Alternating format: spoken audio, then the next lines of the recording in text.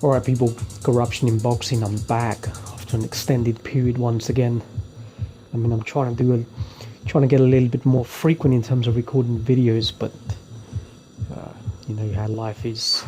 Anyway, maybe a little bit belated, but I wanted to add my argument to this transatlantic deal between Eddie Hearn's Matchroom Boxing and the Perform Media Group. And just talk about the viability of the deal, and as to whether potentially in the long run that it can try and revolutionize the pay-per-view market in the United States, which in the last 20 years the pay-per-view market has been depreciating. So it's definitely a difficult proposition, but let's talk about the deal first of all. Now, Eddie Hearn announced an exclusive 8-year deal worth 736 million Great British pounds, or $1 billion US. Naturally, the skeptics were out straight away. Some of them were speculating that it was actually a 2-year deal with an option of extending it by 6 years. But according to the chief executive of Perform Media Group, a UK-based media streaming service, who the company was formed in Feltham, London. Now, their chief executive, Simon Denyer, did an exclusive article with the Financial Times, and he did in fact corroborate Eddie Hearn's words. In fact, it was an exclusive 8-year deal worth the aforementioned figures, so no problem in that sense. Now what the business strategy is of DAZN, which is the app launched by Perform Media Group. They're trying to emulate a Netflix or an Amazon model, but specifically for sports. They feel that sports is the last of the lucrative sort of media sector that can be sort of revolutionized in a streaming capacity. So that's what they're focusing on. DAZN launched in Austria, in Switzerland, Germany and Japan, with the app launching in the United States, I think at the end of June. Now, DAZN's revenues itself, certainly last year their revenues increased rapidly from around 9.8 million approximately pounds, 9.8 million, to just under 91 million in 12 months. So that's quite a rapid ascent in their revenue. Although Perform Media Group, their operating losses have quadrupled, primarily because of their the capital investment and the long-term deals that they're actually structuring. So if you understand profit and loss and business accounts, eventually their turnover, depending on the number of subscribers, in which subscriptions will begin to increase progressively over the next 2 to 3 years, as a lot of the deals that they've structured come in force from sort of next year. And looking at sort of DAZN now, they've pulled off a few major coups. In Germany, for example, from 2019, they're going to be showing more sort of UEFA Champions League football than currently what Sky Bundesliga does to German fans. And they also have secured the exclusive rights to show the Barclays English Premier League, which is the most watched football league anywhere in the world. And we know football is the most popular and the biggest and the most lucrative sport in the world.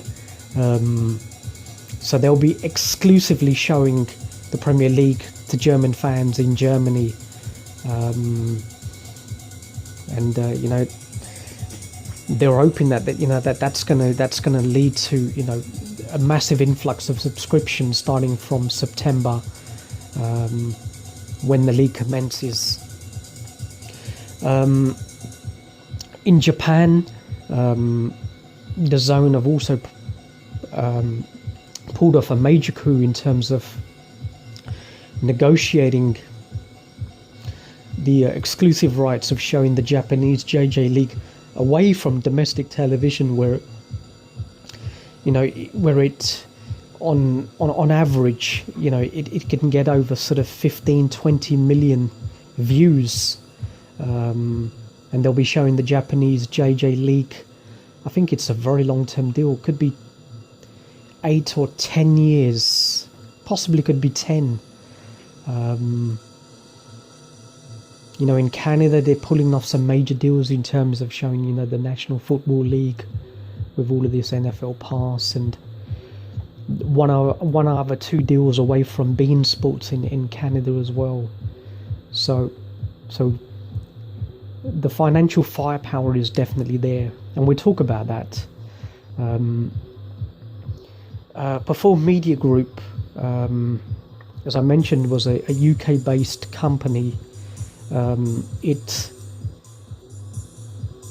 floated on the FTSE 250 back in 2011, before subsequently being bought by Sir Leonard Blavatnik, an Odensk-born oligarch, a billionaire. Sort of, I think Leonard predominantly lives in London. I know he has a residence in Kensington, London. He has a £200 million house over there. But his main company, Axis Industries, is registered in the United States. But Leonard spends most of his time in the UK, and he's deemed as Britain's sort of wealthiest man. So Perform Group Industries purchased. So Axis Industries, apologies, bought Perform Media Group for £702 million in 2014, and it's now a private company. Now, Leonard Blavatnik, as I mentioned, has been knighted for his services to philanthropy. A very interesting character. A venture capitalist who is involved in a tremendous amount of diversified portfolios. His acquisition in sort of Leon Bessel, which was one of the biggest chemical companies in the world. He's got diversified holdings in everything from oil companies in Russia, where he has joint ventures with 4 other oligarchs and BP. That was one controversial deal. In Norway, he has wireless communications. He has a television channel in Israel, TV12. Has very close ties with Benjamin Netanyahu, the Israeli Prime Minister.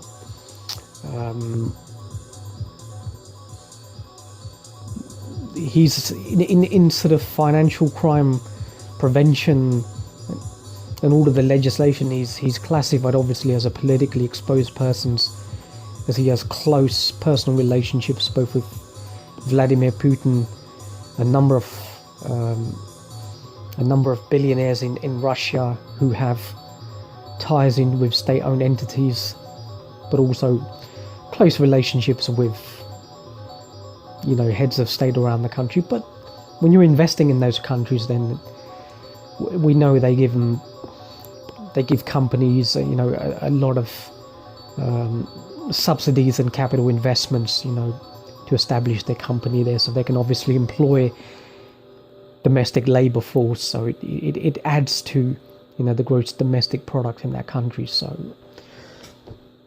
So generally, the guys who broker the deals are generally, heads of state, prime ministers, presidents. So that's not a surprise there.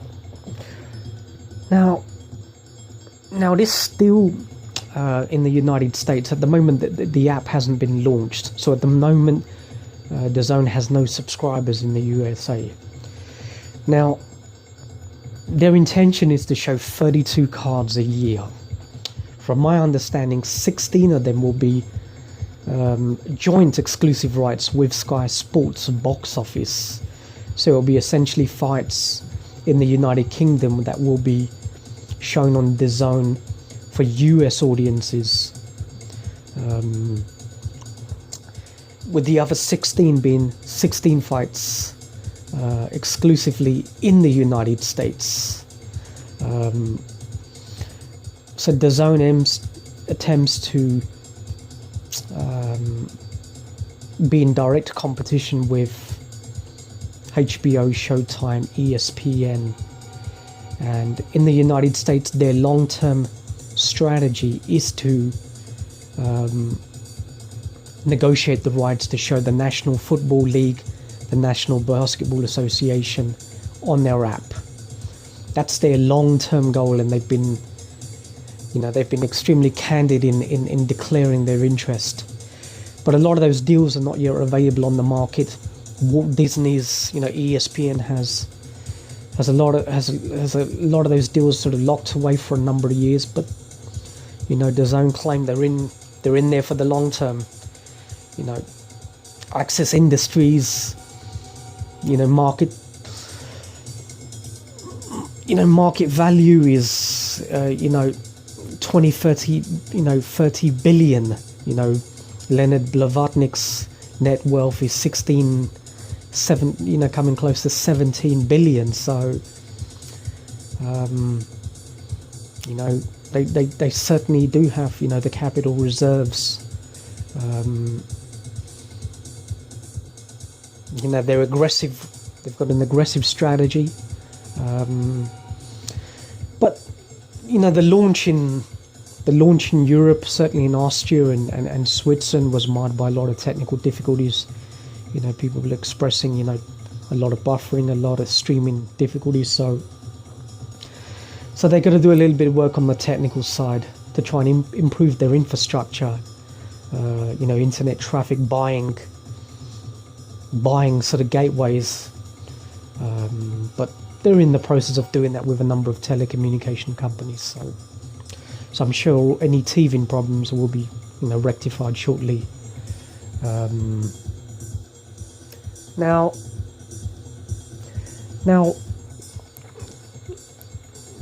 one thing else of note is that we know Eddie Hearn at the moment has been locked in with protracted negotiations with Deontay Wilder and his representatives about whether this so-called proposed bout with Deontay Wilder, for the unified World Heavyweight Championship, whether that's going to materialize. Now, I think Eddie Hearn was caught cold. He clearly didn't expect Deontay Wilder's representatives to actually call Anthony Joshua's bluff. Joshua did a video with IFL in the UK, and he explicitly stated that if he'd received 50 million, he would take the fight. Clearly they didn't expect Wilder's people to have secured that sort of investment and make an offer. And I think Eddie Hearn was caught cold, because I believe Eddie Hearn, his intentions was to try and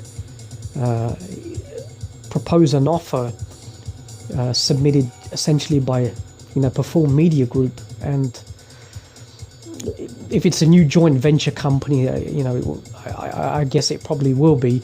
So it will be an offer from that company, because they want the exclusive rights to show that fight in the United States. Now, given that the app hasn't been introduced not until the end of June this month, that's why I think Eddie Hearn was a little bit rushed to announce the lucrative deal. I think it clearly upset their timetable. Now the DAZN they've already indicated that that they firmly want that fight, and I think they've appointed the ex president of ESPN, who I think left his post due to substance abuse. That might be his only misdemeanor, but I think in terms of his performance, I don't think that was too much under question. But I could be wrong. But I guess it was more due to sort of personal indiscretions as opposed to performance. But he's been appointed to be the chief executive now, so he's going to be steering the ship, along with, I think, Simon Denier will still act in some senior capacity, but they clearly won the fight, and I think they'll be willing to make a counter bid. Could even be, from what I'm hearing, it could even be in excess of 50 million. But that's probably one of the main reasons why a deal has not yet been concluded. People are naturally skeptical, talking about when Joshua ducking and diving. But Matchroom, Anthony Joshua only really has two options. It's either he's WBA mandatory in Alexander Povetkin or Deontay Wilder. But the timing is also the issue here now. If the fight takes place if a deal is not yet concluded immediately, so anything after June, July, so if the fight is scheduled for later on this year, then the fight has to be back in Cardiff if it's in the UK. Now that's not the most financially viable option in terms of maximizing revenues. Cardiff, which only has a capacity of 80,000, doesn't generate maximum revenue, and I'll explain. The Joshua and Josie Parker fight, the attendance was 78,000, but the gate receipt was $10 million or £8 million sterling. Now that works out an average of £102 sterling per ticket, which in terms of Cardiff, in terms of average prices, and in terms of the economy of Wales, that's quite high. But in terms of Wales, in terms of employment levels, in terms of gross domestic product, Wales is not as flourishing as England, for example, itself.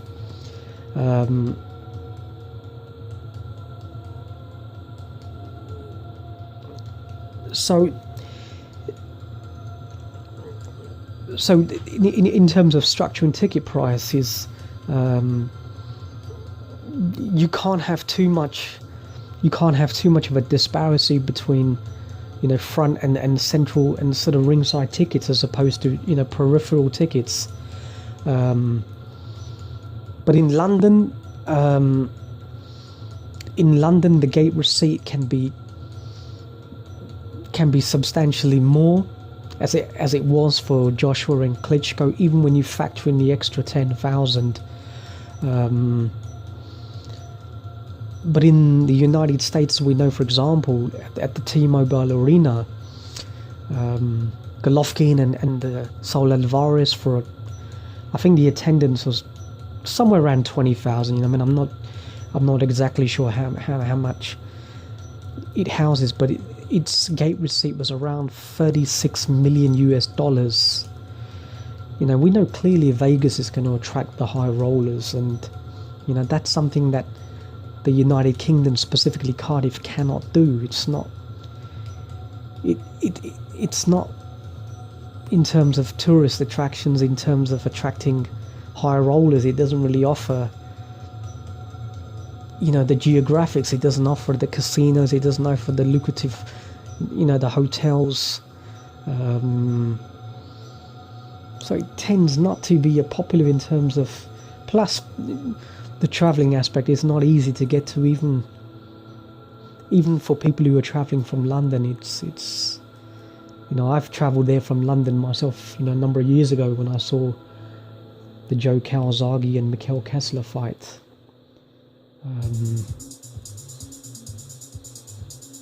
So the money, what I'm trying to, you know, emphasize is that the money is clearly in the United States. Don't be fooled by large attendance figures, etc. A fight of that sort of magnitude, it can fill the T-Mobile Arena, you know, 22,000. You know, you can price the tickets significantly higher than an average of £102. You know, you can get ringside seats for that, for a heavyweight undisputed. Tickets can go up to $10,000, no problem at all, and it will be sold out. And the pay-per-view in the United States compared to the UK, you know, you're talking about £19.99, maximum £24.99 Great British pounds in the UK, as opposed to if Showtime or HBO won the rights to the fight, then, you know, they would probably pitch in the fight at around, you know, I don't know the US market too well, but I anywhere from $75 to possibly $100. 100 might be a little bit excessive, what Floyd Mayweather has done, but I guess HBO would do it around 75. But I don't know about that, but that's the sort of parameters, I guess. So what are you saying? A million pay-per-views if the fight was to take place in the US. So with 20,000 attendance, let's say it does 40 million at the gate, and the pay-per-view as well, 1 million at $75 compared to £19.99 in the UK. Say 80,000 tickets. The difference in revenue between the UK and the US is over $40 million. So that's a massive discrepancy. So clearly the timing of the fight is going to be the problem, and generally Eddie Hearn will only stage the fights in Cardiff during the winter times because of, you know, an indoor sort of capacity. It's an indoor arena.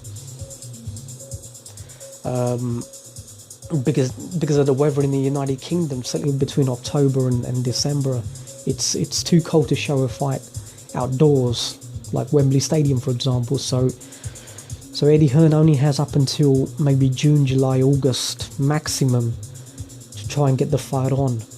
But if the app is not yet launched in the United States, then he's going to have to do a tremendous amount of sort of publicity. Then it gives him really insufficient time. So I wouldn't be surprised if they reject, you know, the Wilder offer for that reason. It's not exclusively due to the fact that they're ducking the fight. I think it's more due to that they want to make a counter offer, but the timing is not yet right. And it will be a large enough, and I'm sure it'll be a lucrative offer in which both guys can gross over, you know, £20 million each. You know, I think Joshua got around 22 million for the Vladimir Klitschko fight. So I'm sure this fight will do far more, given that it's two undefeated fighters as well, with a little bit more promotional work from the Wilder side. Certainly in the US, you know, that's a $100 million revenue fight. You know, no problem at all. And it certainly would be better to have the fight either in the United States or in the UK, but it has to be at Wembley Stadium in the UK to maximise revenues. But I don't know whether Joshua's willing to go to the United States straight away. They're trying to enforce the A-side position, so. But in terms of the zones of it, now, Eddie Hearn's endeavours thus far have been unsuccessful in trying to recruit top-level fighters. He's tried with Adrian Broner, he's tried with Jamal Charlo. Adrian Broner, declined the deal straight away. 6.75 million, I believe it was, free fight deal for a year. But we don't really know the structure of the deal, whether, what sort of rights, what sort of conditions, terms and conditions are involved, whether intellectual property rights, whether Adrian is forfeiting his intellectual property rights for the fight to Eddie Hearn. Very difficult to gauge without, viewing the contract, and I am a contract expert. I was involved in drafting boxing contracts, 20 years ago for a major law firm in London for a major promoter. So, I understand boxing contracts better than most. But Broner, he's in every right to decline. I don't think he's grossing more than £2 million, certainly from what Showtime have disclosed. He's certainly not making that, but I guess his extra revenue is coming from about billion promotions. And also, Broner, does he really want to be dictated into when he wants to fight? He's a fighter who's just fluctuating between different weights. There's no strict timetable to when he wants to fight. He's definitely not the most dedicated athlete in between fights, so there was no way he was going to be able to fight 3 times a year. So maybe it was just a rigid timetable that he was not willing to adhere to. Fine, but I don't think Eddie Hearn is lowballing him. That's a valuation they've determined based on what Broner, or whatever figures that have been revealed as to what Broner's been earning, and Showtime revealed what Broner's been earning, and he hasn't made more than $1.5 million for his last 3 fights. So Eddie Hearn's offers have been in excess of that. So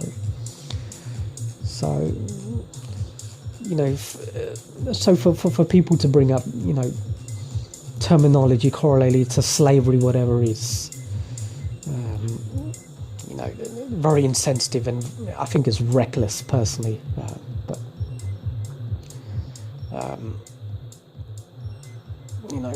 But anyway, in terms of the Charlos, they're potentially on the brink of becoming very, very big stars. Both of them are very talented boxers. Jamal Charlo could end up unifying the 154-pound division soon, and Jamal is desperate to make his mark on the middleweight ranks. He's a Golovkin mandatory challenger, so maybe the timing is right for him to take over the middleweight division. So, but the PBC have already made their intention that pay-per-view was not their agenda from the outset. So, but Showtime are essentially fitting all of the bills for PBC fights. So, I'm not sure how much wealth that they can generate from sort of Showtime. More than 2-3 million a fight, maximum. So Eddie Hearn, so no subscribers at the moment. He's going to have to try and, I think Gabriel Rosado might have been his only fighter. I think he has obviously Joshua, and he has his UK fighters that can fight in the United States. So but he's going to have to secure investors to allow the number of subscriptions to start increasing at the rate in which they have forecasted. Otherwise, it's going to be difficult because ESPN have launched their app and that's very moderately priced. But the big difficulty is going to be trying to prize people away from the larger sort of networks that tend to show more sports that are dominating the US in terms of, you know, NBA and the National Football League, you know, football, baseball, you know, those sports, those three in particular.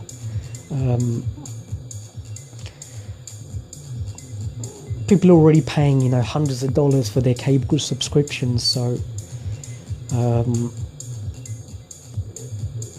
it's going to come down to opportunity cost. They're not going to, I don't think they're going to take on yet another app. If it's an app that is just exclusively showing boxing, so the appeal may not be there. It really comes down to the individual taste of people. You know, some people just like boxing, some people like boxing in addition to basketball and football. So if ESPN and Top Rank in particular is showing fights, and Golden Boy is showing fights on ESPN, and their app is only, I don't know what it is, $5 or something like that a month, you know, $12 for, you know, 16 fights, and so it's a difficult one. But Eddie Hearn is going to have to pull off some major coups. And some people are arguing that, you know, advising people of exactly, you know, what his pot of gold was a mistake. But are you and me really in a position to argue against his negotiating tactics? You know, we're subservient compared to, you know, Eddie Hearn. He's a successful multimillionaire businessman, you know, not only in boxing, but they've, you know, the whole Matchroom empire have done it in snooker, and look what they're doing in darts. You know, that is, you know, one of the biggest sporting success stories anywhere around the world. You know, the way darts is growing. You know, they took a faction league away from the BBC to Sky Sports, which in a highly controversial deal, people were forecasting that deal would have collapsed straight away. But they're packing out audiences. You know, the Premier League darts, they're getting, you know, 5,000-10,000 people. You know, it's spreading to the United States, to Holland, where it's massive, Japan, Germany, Korea. You know that Matchroom Sports, according to their last, you know, annual accounts, you know, their revenue and their turnover is increasing rapidly. So, and in snooker, they're trying to do it again. The market's been depressed for a number of years, so Barry Hearn is overseeing snooker, so they know what they're doing quite clearly. And, you know, Eddie Hearn, you know, I've been one of his largest, you know, skeptics, and I will remain so, but, you know, he's a very good promoter. You know, he's there, he's on the streets, he's talking to the media regularly, he's talking to YouTube channels, and, you know, when I met him once or twice, he was helping me get my press credentials as well. So, you know, a man of the people, a man of the streets, you know, has a bit of humility, a bit of humbleness. So, and that's, you know, when you can identify with somebody, then you can, you know. But other promoters, sadly, you know, they're not as forthcoming with the media or with, you know, with fans or audiences. So there's no visibility, there's no interaction. So it's very difficult to get long-term solidarity, success. You know, people will remain skeptical. But Eddie, you know, Matchroom is a little bit more transparent. So we'll see what happens in the long run with Matchroom and DAZN. But I think it's, you know, they're a highly credible company. I think the financial backing is serious. Levotnik is, you know, one of the wealthiest men in the world, in the top 50 worldwide. Their intentions are clear. The US market is going to be difficult to penetrate. Boxing has become a niche sport over there, but pay-per-view has been priced to at astronomical rates. So that's the reason why I think $12 a month is reasonable. But whether people can afford $12 a month in addition to other cable subscriptions, that's gonna be the perennial centerpiece to whether this app succeeds or fails in the United States. But yeah, anyway, those are my thoughts. Corruption in boxing. Transmission over.